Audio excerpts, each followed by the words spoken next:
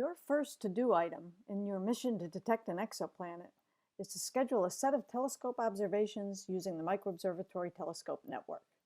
Each month, the Microobservatory team identifies nights for which previously discovered exoplanets are predicted to cross in front of their host stars, to transit from the vantage point of our telescope site at the Whipple Observatory south of Tucson, Arizona. On nights that are blank on the calendar, there's no suitable target star predicted to experience a full transit. Depending upon the date, you can schedule the telescope observations to be collected into your DIY Planet Search account for your own analysis up to a month in advance. Or, by choosing a date within the past month when Microobservatory already made the observations, that data set will be added to your account and appear in My Data for instant analysis. Some key points to remember.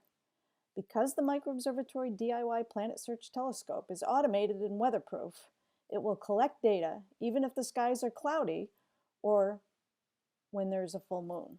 That means some data sets will be better than others, so if at first you don't succeed, try again.